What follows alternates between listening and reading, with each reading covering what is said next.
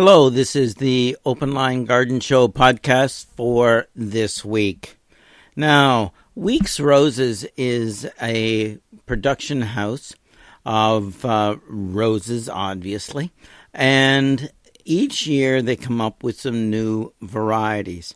And 2015 is no exception.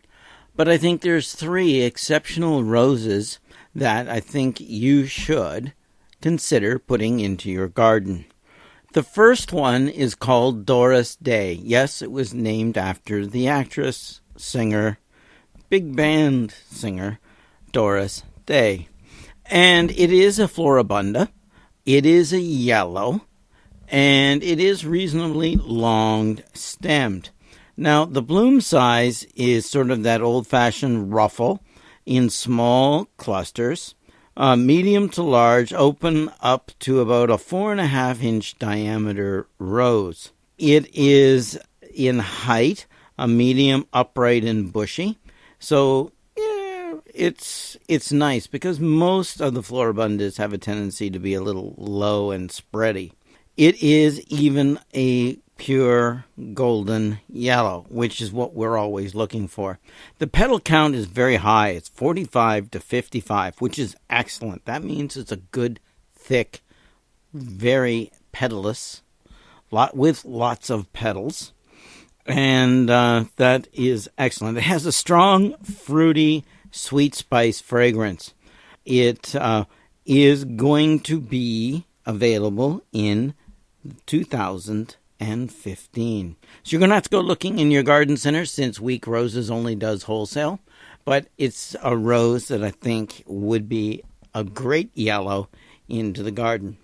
Now, with the popularity of Downton Abbey TV series, Anna's Promise is the first of the Week's Roses that is going to be introduced for this particular British television series. It is a beautiful rose. Again, it is got large sort of a golden tan flowers with a copper reverse. They have a sweet and spicy fruity fragrance. So that's kind of nice. It's got lots of leaves, and the leaves are a deep glossy green, which is the color and the foliage that I'd like to see on a rose. The colors, it's considered a bicolor, golden tan with a pink blush with a copper reverse. Height is medium and very rounded and bushy. I like this. That means it's well behaved. It means it looks good in the landscape as a single specimen or close or just as an addition to any garden. So it's a rose that can be looked at up close because of its shape. The bloom size is medium, double, single, or in small clusters. And the petal count is around 35, so that's not bad at all. Fragrance, it's moderately fruity, slightly spicy, and it is going to be really quite pretty. I think you'll like that one as well. Now, the third one that they're introducing for 2015 is called Neil Diamond. And the Neil Diamond rose reminds me of the old candy cane, which means it's sort of a broken white and red. But really, it is it is a little nicer in its form and shape than candy cane.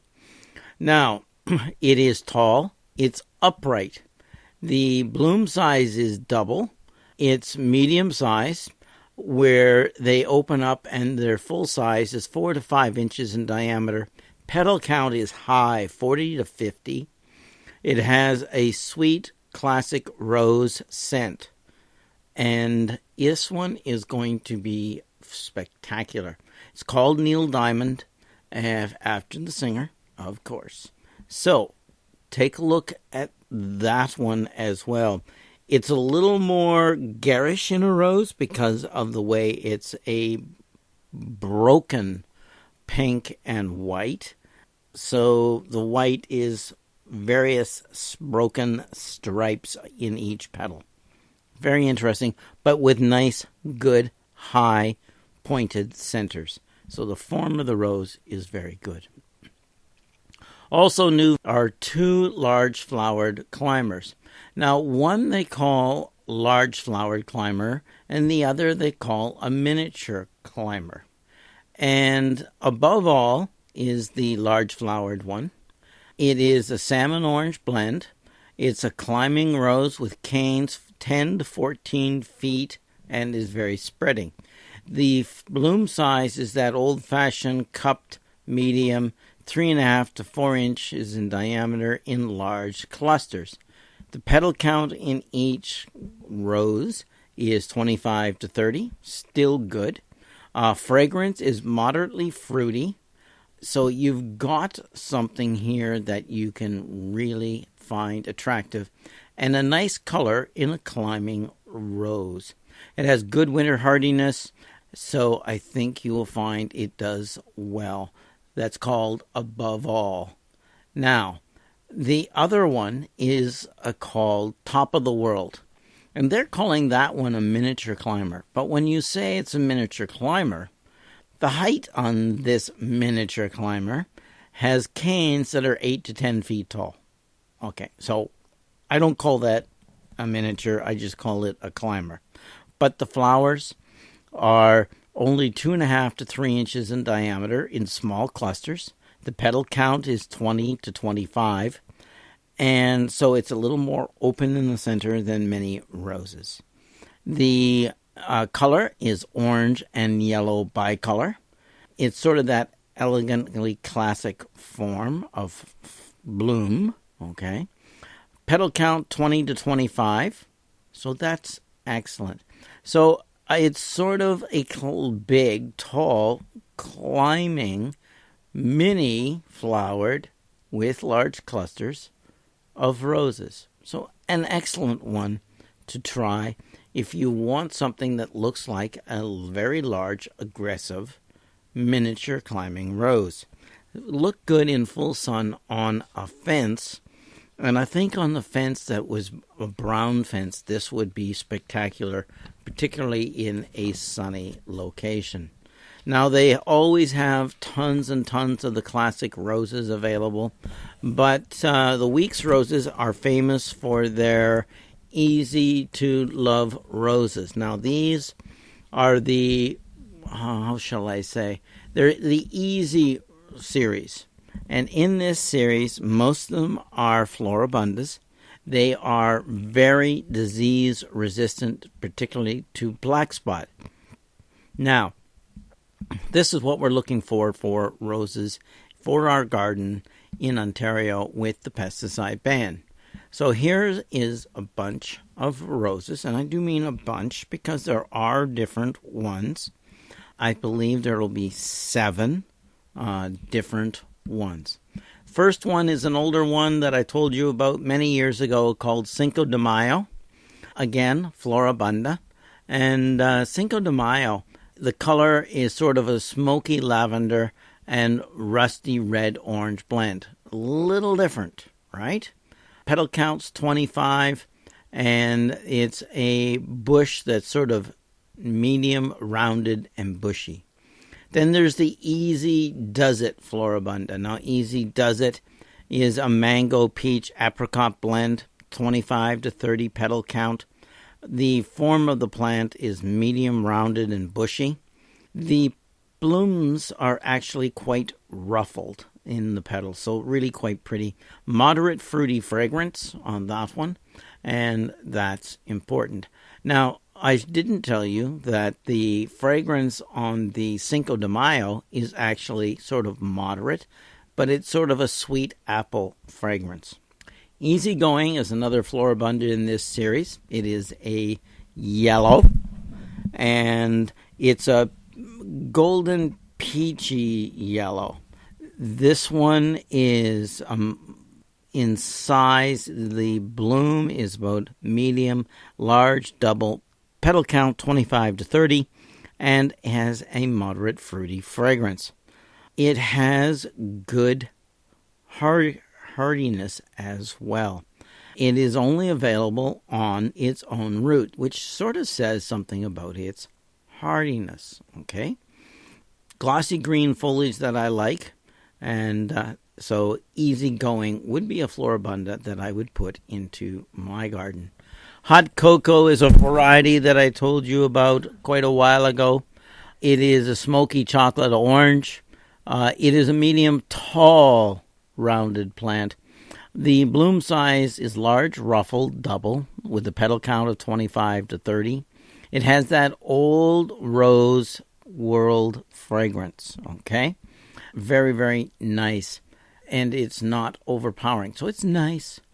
It keeps on going even when the weather turns warm, and actually is quite nice. Now, Julia Child, this one after the famous chef. Butter Gold is the color, and it is fragrant. It's got a strong licorice candy and spice fragrance with 35 plus petals. That's excellent. Very full, rounded, old-fashioned blooms. The bush itself is very rounded and bushy and medium in height. Something definitely worthwhile trying into your garden. Remember, these are all very resistant to black spot. Easy Living is another, and this one is an apricot orange blend, rounded medium plant with medium large double flowers, 25 to 30 petal count, a moderate fruity fragrance, and really is consistent across all the different climates that we experience. So that means you're looking at a plant that is probably great in the landscape, particularly for mass planting, and that's called Easy Living. Now, Take It Easy is new. It is a Floribunda shrub rose. It has red with a lighter reverse and a white eye. It's upright and bushy in its form. The flowers are rounded and cuppy, sort of an old-fashioned type rose. 15 to 25, so its bud count's a little lower. There is only a slight tea fragrance to this one. But again, an ice coloration, and it is in this easy to grow series. It's called Take It Easy. So take a look and enjoy probably some of the best disease-resistant, black spot-resistant roses for the landscape.